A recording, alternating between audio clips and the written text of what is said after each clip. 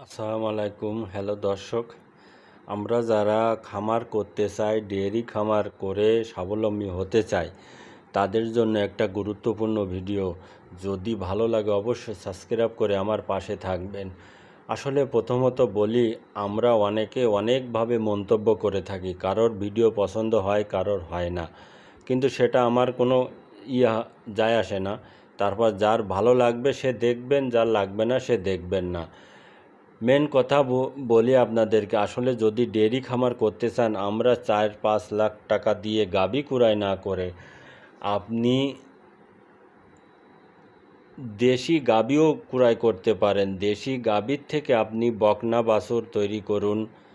যদি যখন হিটে আসবে দেশি গাভী, তখন আপনি উন্নত মানের বীজ দিবেন।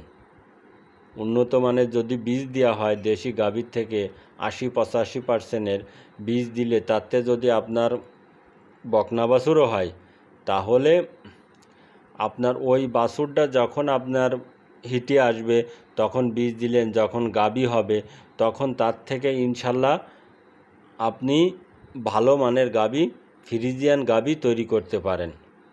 যার অল্প পুঁজি আছে তাদের কথা আমি এখানে ধরে তুলতেছি। আর আমি যেটা মনে করি, 4-5 লাখ টাকা দিয়ে গাভী কুড়াই করার চাইতে যে বকনা বাছুর কুড়াই করেও পালন করা যায় গরু গাভী তৈরিও করা যায় বকনা বাছুর থেকে।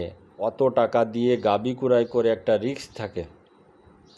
বাড়িতে নিয়ে আসলে দুধ হয় কি হয় না, প্রথম চান্সে দুধ হয়, পরে আস্তে আস্তে দুধ কম হয়ে আসে। আসলে বিভিন্ন এই যে ডেয়ারি সেক্টরে অনেক দুর্নীতি হয়ে গেছে। এখনকার সময় কি করে জানেন, ব্যাপারীরা বা কোনো খামারিরা, কিছু যারা খামার আছে তারা গরু বিক্রয় করার জন্য এক ধরনের আপনার স্যালাইন কিনতে পাওয়া যায়। তার ভিতরে ক্যালসিয়াম পুশ করলে গরুটার উলান বড় হয়ে যায়, তারপর দুধও নামে। আপনি যখন আপনার দেখাবে তখন অনেক দুধ বের হবে। তারপরে যখন আপনি বাড়িতে নিয়ে যাবেন আস্তে আস্তে দুধ সেই প্রথম পর্যায়ে দুধ চলে আসবে। এমনও এই ডেয়ারি সেক্টরে হয় ভাই।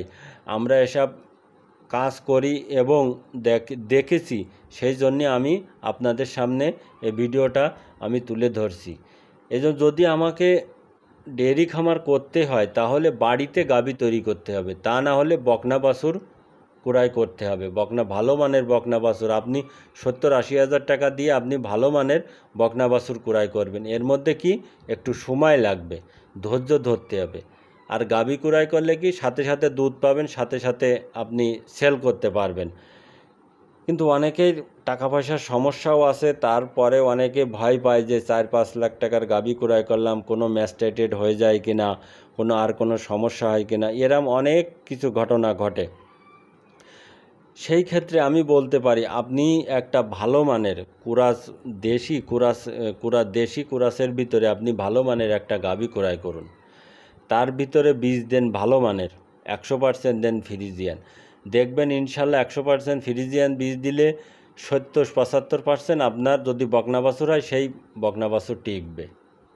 আর ওই বকনা বাছুর যখন গাভী হবে তখন আপনি ভালো দুধ পাবেন ওই বকনা বাছুর থেকে। এবং ওই বকনা বাছুর যখন আবার হিটে আসবে তখন আপনি ওর ভালো মানের বীজ দেবেন।